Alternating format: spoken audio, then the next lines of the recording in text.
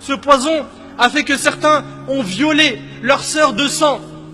Ce poison a fait que même une fois il est arrivé qu'un homme, il est rentré chez lui ivre et il a dit à sa mère, je veux commettre la fornication avec toi.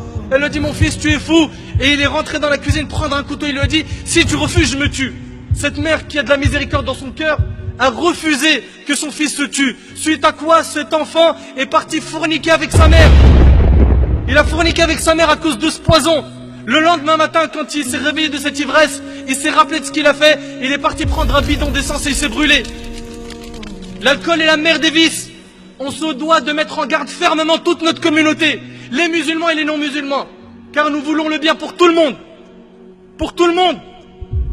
Tout ça à cause de quoi? De cette maudite boisson. Et ça commence par un verre, et une bouteille, et un plaisir dans une soirée, une deuxième, une troisième, une quatrième, jusqu'à en devenir accro.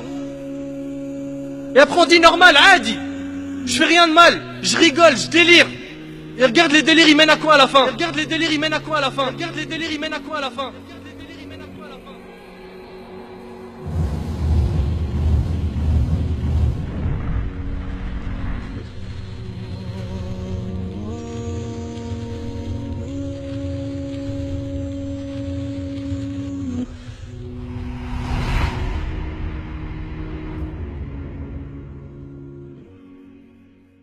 Tu vas les vendre dehors, là, dans la rue? Non, je vais pas le vendre, moi. Tu vas aller faire quoi? Je vais aller le donner aux petits et les petits vont le détailler dans la rue. C'est quoi que t'appelles les petits? Les microbes. Les microbes. Les microbes. C'est qui? C'est des jeunes? Non, mais c'est des... Nous, on est des virus. Et c'est des microbes. Nous, on est des virus. Et c'est des microbes. Nous, on est des virus. Et c'est des microbes. Trop facile aujourd'hui de se procurer une bouteille de Sky, une barrette de shit, une dose d'héro, un rail de coke. Combien de quartiers sont des McDrive de la drogue, ouverts jour et nuit?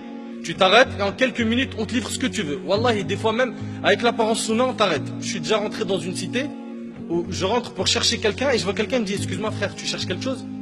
Tu veux chose qu'elle? Il me dit comme ça, tu veux chose qu'elle? Subhanallah, sans limite. Sans limite. Beaucoup de jeunes grandissent dans ces quartiers et ils voient leur grand frère, leur cousin qui a une belle vie. Il bosse pas, il se réveille tous les jours à 14 h et il est tout le temps bien habillé. Hugo Boss, Louis Vuitton, des chaussures de luxe, grosse voiture, les lunettes, je te parle pas, Fred, Cartier, Boucheron, Ray-Ban. Il est tout le temps accompagné d'une femme.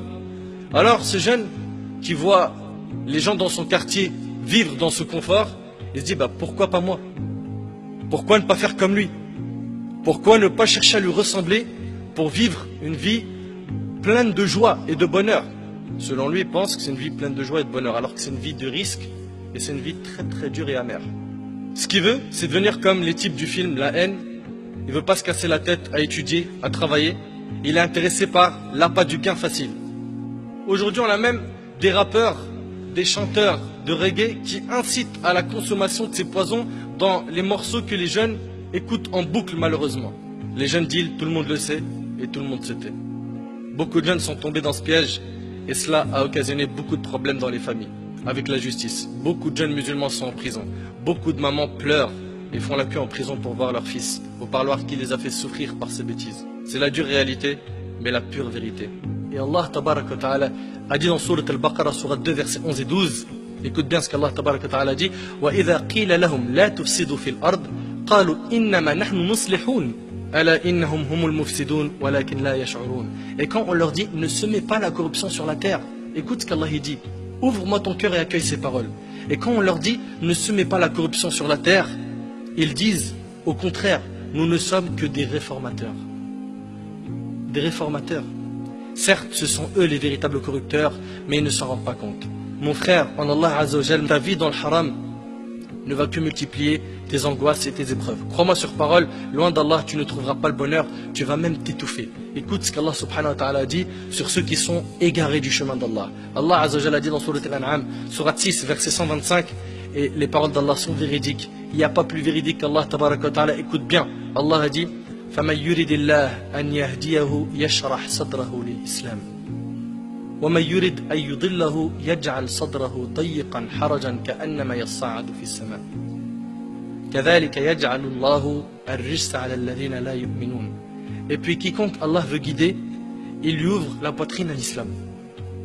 Le chemin de la guidée, c'est quoi? C'est le chemin de l'islam. Et quiconque il veut égarer, on parle ici d'Allah Azzawajal, il rend sa poitrine étroite et gênée, comme s'il s'efforçait de monter au ciel. Allahu Akbar, regarde l'image. Allah Azzawajal, il dit que celui qui est égaré du chemin d'Allah, t'as vu quand tu montes en altitude, ceux qui ont fait de la montagne, qui ont fait des randonnées, qui sont montés en altitude, vous remarquez qu'on arrive de moins en moins à respirer. Quand on se dirige vers le ciel, on monte, on respire de moins en moins. Et bien Allah Tabaraka Ta'ala il dit, et quiconque il veut égarer, il rend sa poitrine étroite et gênée, comme s'il s'efforçait de monter au ciel. C'est-à-dire que si tu es loin du chemin d'Allah, tu étoufferas. Tu seras jamais heureux. Jamais. Impossible. Wallahi impossible. C'est Allah subhanahu wa ta'ala qui le dit. Tu vivras des moments courts, éphémères de bonheur, mais pas le bonheur même. Le vrai, celui de la foi. Celui de la foi, tu peux le goûter qu'en te rapprochant d'Allah Azzawajal. Qu'en t'écartant de ce mauvais cercle que tu fréquentes. Qu'en délaissant toutes ces substances, cette mauvaise fréquentation et ces mauvaises habitudes. Ma fille, un jour, cette vie aura une fin. Et soit tu seras au paradis, soit en enfer. Et pour une éternité. Soit de ceux qui seront gagnants le jour du jugement. Soit de ceux qui seront des habitants du paradis. Et pas de ceux qui seront des habitants de l'enfer. Et prends garde à ne pas suivre les pas du diable. Qui au final, ce diable-là se désavouera de toi le jour du jugement. Taïb. Sûrement tu es en train de te dire, comment faire pour sortir de ce gouffre? Je suis dans une bande, je travaille pour un gros dealer, je suis son petit, ou bien j'ai goûté à trop d'argent, comment faire? Comment est-ce que tu veux que je me débarrasse de tout ça? Premièrement, commence déjà par reconnaître que ce que tu as fait, c'est un grand péché et que ça mérite un repentir. Ça c'est la première chose, parce que tu ne pourras jamais te repentir si tu ne reconnais pas que ce que tu as fait, c'est super grave. Deuxièmement, le repentir sincère. Le repentir sincère, ses conditions sont au nombre de 4. 1. Le regret. Tu dois regretter, tu dois être sincère dans ton regret. À chaque fois que tu penses à ce péché, tu dis, j'ai fait une énormité. Tu regrettes ce que tu as fait. 2.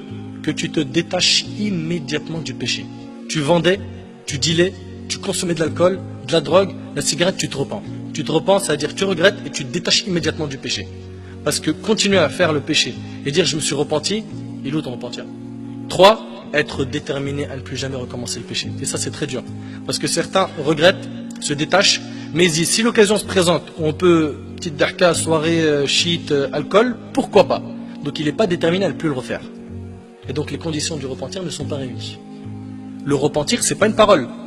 C'est dur, c'est un travail du cœur, c'est très dur. 4. La restitution des dépôts ayant droit. Si tu as volé quelque chose, tu as pris des choses qui ne t'appartiennent pas, tu dois les rendre à leur propriétaire. Ça, c'est les conditions du repentir. Et si tu te repens, je t'annonce une bonne nouvelle. Le prophète a dit